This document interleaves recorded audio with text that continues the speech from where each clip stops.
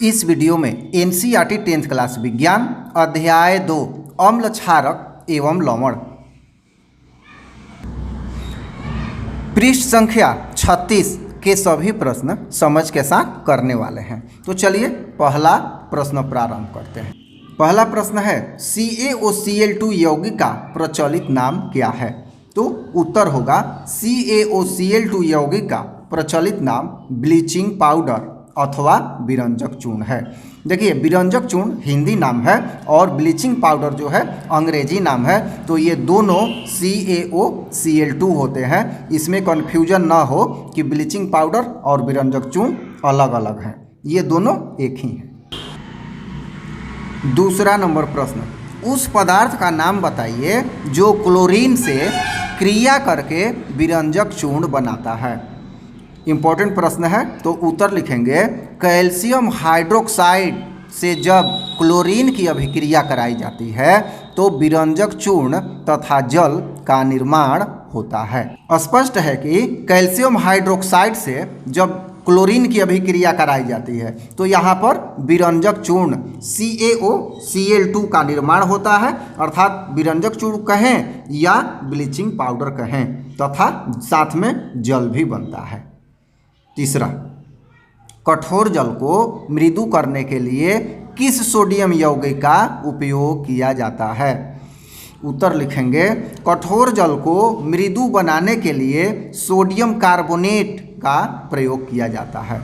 देखिए कठोर जल जो है उसको मृदु करना क्यों आवश्यक होता है? क्योंकि कठोर जल जो होता है वो साबुन के साथ अधिक झाग नहीं देता है, जबकि मृदु जल जो है कठोर जल के साथ खूब बढ़िया झाग देता है, या अन्य और भी कारण है। इसलिए कठोर जल को मृदु बनाने के लिए किसका उपयोग होता है? तो सोडियम कार्बोनेट का प्रयोग किया जाता है। चौथा नंबर प्रश्न, सोडियम हाइड्रोजन कार्बोनेट के विलयन को गर्म करने पर क्या होगा? इस अभिक्रिया के लिए समीकरण लिखिए।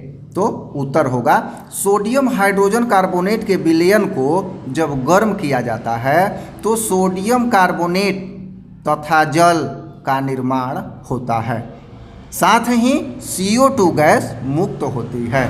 आइए यहाँ समझते हैं। NaHCO3 को जब गर्म किया जाता है अर्थात ऊष्मा दी जाती है तब Na2CO3 plus H2O plus carbon dioxide, यह है सोडियम कार्बोनेट और यह है सोडियम हाइड्रोजन कार्बोनेट।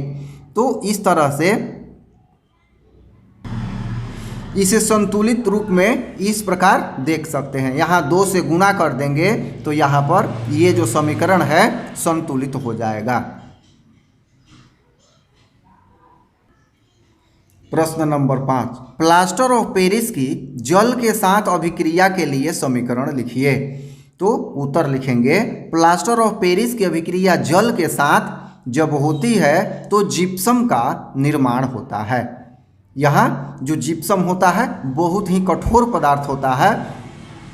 यहाँ रिएक्शन है CaSO4 × ½ H2O plus 1.1/2 H2O arrow CaSO4 × 2H2O, यही जो है जिप्सम है। इसमें जल के 2 अणु मौजूद हैं। यहाँ देखिए, यहाँ CaSO4 यहाँ जल का आधा अणु है और यहाँ पर 1.5 1.5 भी बोल सकते हैं जल का अणु है। तो ये मिलकर जिप्सम का निर्माण कराता है। इसीलिए यह भी कहा जाता है कि जो POP है, प्लास्टर ऑफ पेरिस है, उसे खुले हवा में नहीं रखना चाहिए, अन्यथा वो खराब होकर जिप्सम बना देता है। तो इस पेज पे यही 5 प्रश्न थे। फिर हम लोग मिलते हैं पेज नंबर 37 अर्थात अभ्यास के प्रश्नों के साथ। धन्यवाद।